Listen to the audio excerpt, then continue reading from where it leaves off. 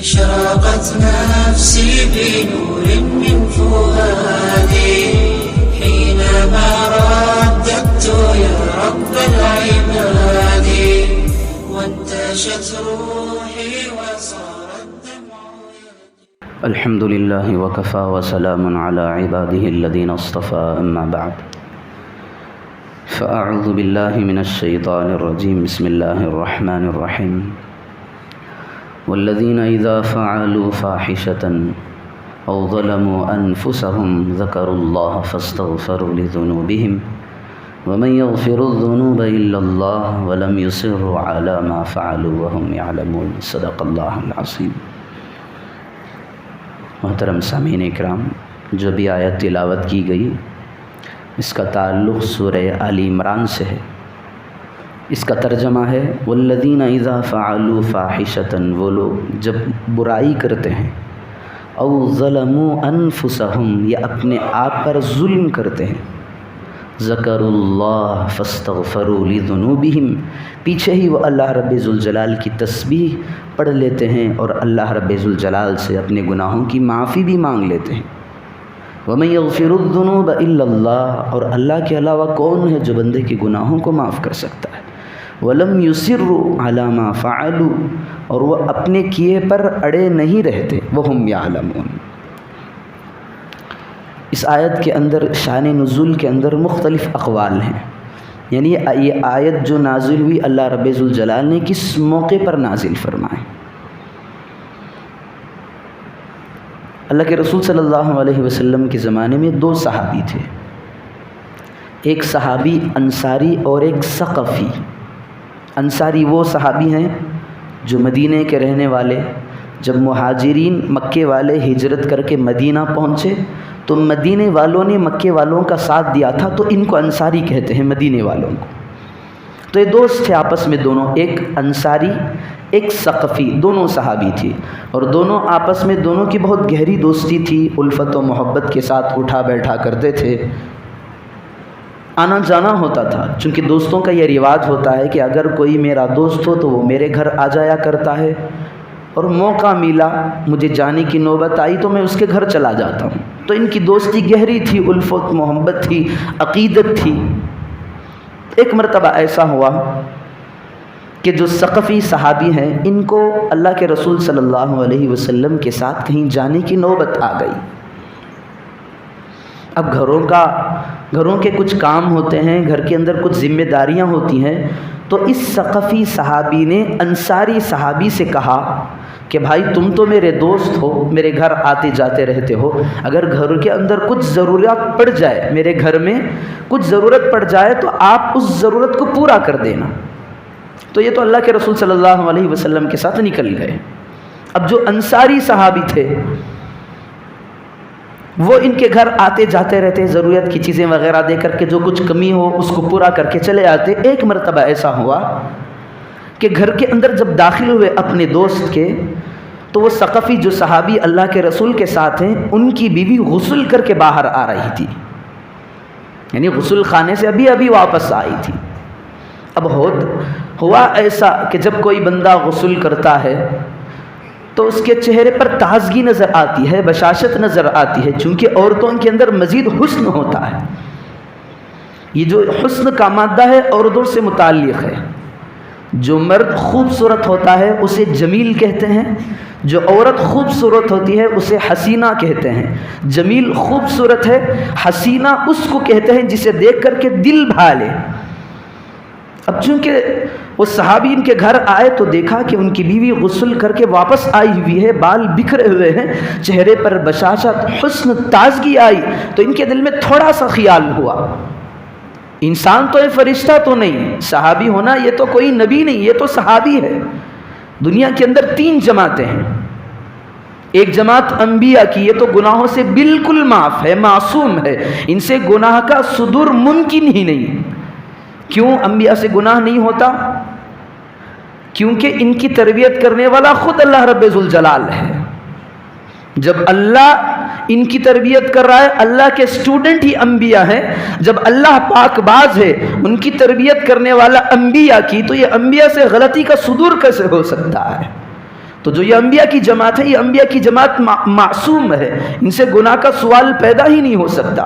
پھر نمبر 2 پہ آئیں، صحابہ کی جماعت۔ صحابہ کی جماعت، ان سے گناہ کا صدور ہو جانا، گناہ صادر ہونا ممکن ہے۔ یہ تو نبی نہیں ہے صحابہ، ہاں یہ تو محفوظ ہیں، اللہ رب ذوالجلال ان کو گناہوں سے بچا لیتا ہے۔ تیسری باقی کی جماعت جو ہے، صحابہ کے بعد کی جتنی بھی جماعتیں ہیں، پھر ان سے تو گناہ ہوتا ہے، توبہ کر لیتے ہیں۔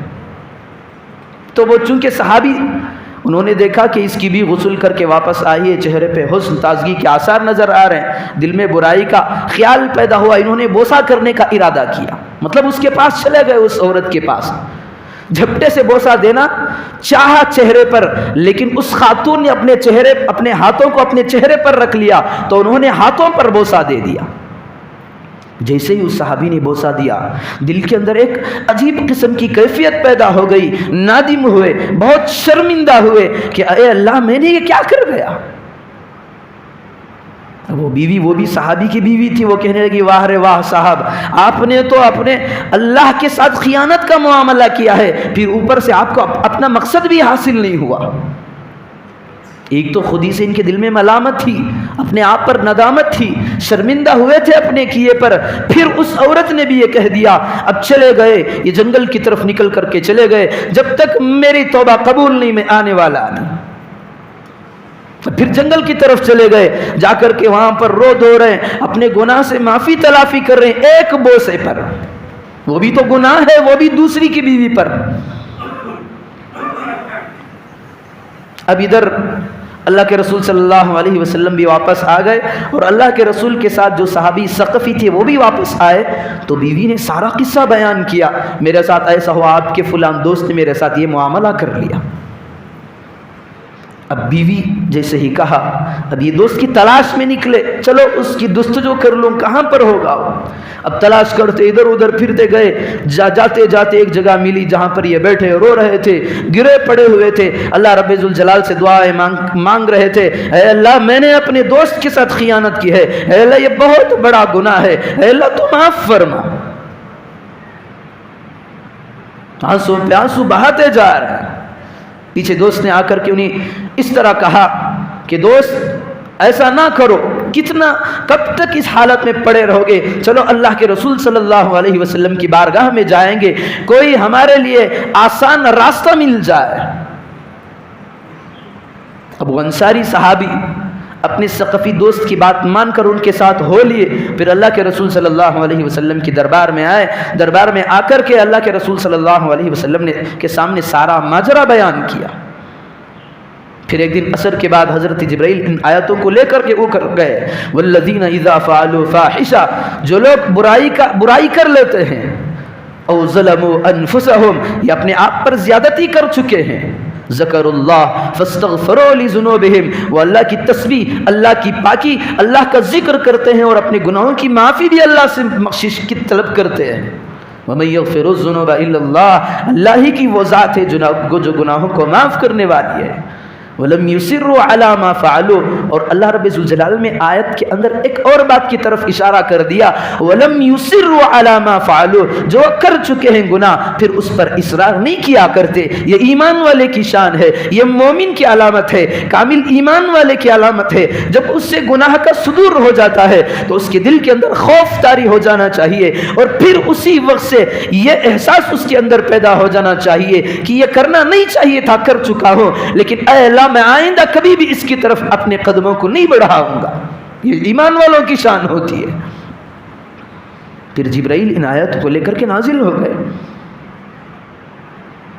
حضرت عمر رضی اللہ عنہ پاس میں بیٹھے ہوئے تھے۔ حضرت عمر نے پوچھا، یا رسول اللہ، جو آیت نازل ہوئی ہیں خاص یہ انصاری صحابی کے حق میں نازل ہوئی، یہ تمام لوگوں کے لیے؟ تو پیارے آقا جناب محمد رسول اللہ صلی اللہ علیہ وسلم نے فرمایا، اس کے لیے خاص نہیں، تمام لوگوں کے لیے، یعنی قیامت کی صبح تک جتنے لوگ پیدا ہوں گے اور جتنے لوگوں سے گناہ ہوگا پھر وہ اللہ رب ذوالجلال کی طرف آ جائیں گے، اللہ رب ذوالجلال سب کو معاف کرنے کے لیے تیار۔ دوسری جگہ قرآن کریم میں اللہ رب ذوالجلال کا ارشاد ہے، لا تقنطوا من رحمت اللہ، اللہ کی رحمت سے مایوس نہ ہونا۔ पारा नंबर 14 में हज़रत इब्राहीम अलैहिस्सलाम का कौल है, वमन यक़नतु मिन रहमति रब्बिही इल्ला ज़ालून। सिर्फ भटके हुए लोग ही अल्लाह की रहमत से नाउम्मीद होते हैं और काफिर ही अल्लाह रब्बुल जलाल की रहमत से नाउम्मीद होते हैं। वरना तो जितना भी बड़ा गुनाह कर ले बंदा, उसके अंदर एहसास पैदा हो जाए, फिर नादिम भी हो, अपने किए पर शर्मिंदा भी हो, अल्लाह की बारगाह में आ जाए, अल्लाह रब्बुल जलाल उसे रद्द नहीं करता। अल्लाह देखना ये चाहता है किस बंदे के दिल के अंदर मेरा खौफ बसा हुआ है, किस बंदे के दिल के अंदर मेरी खशियत, मेरी मारिफत है। अगर वो चल करके चंद कदमों को लगा करके मेरे दरबार में आ जाता है तो क्या मैं उसके उठाए हाथों की दुआ की लाज नहीं रख सकता? अल्लाह इन आयतों के अंदर ये कहना चाह रहा है, अगर तुम शैतान के बहकावे में आ जाओ, नफ्स के बहकावे में आ जाओ, फिर तुमसे गुनाह हो जाए तो मायूस ना होना, मेरा दरबार खरखरे तक तुम्हारे सामने खुला हुआ है। जब तक मौत के आसार बंदा देख नहीं लेता, उससे पहले पहले तक उसकी तौबा कबूल है। मुस्लिम शरीफ की रिवायत है, किताबुत तौबा के अंदर हज़रत अबू हुरैरा की रिवायत है, प्यारे आका जनाब मोहम्मद रसूलुल्लाह सल्लल्लाहु अलैहि वसल्लम ने फरमाया, देखिए अल्लाह कितना बड़ा दयालु, कितना बड़ा अता करने वाला, बंदे के साथ नरमी और मुआफ़ी का मुआमला करने वाला है। एक बंदा था जिसकी सारी जिंदगी गुनाहों में लथपथ, कोई काम उसने नेकी का किया ही नहीं। अब उसे एहसास तो हो चुका था, मेरी ज़िंदगी घटते घटते ख़त्म होने के करीब है, मैं मरने वाला हूँ, दुनिया को छोड़कर जाने वाला हूँ, चंद लम्हों का मेहमान हूँ, मैंने कोई काम ऐसा नहीं किया कि मैं अल्लाह के सामने खड़ा हो सकूँ। ये एहसास ईमान की अलामत होती है।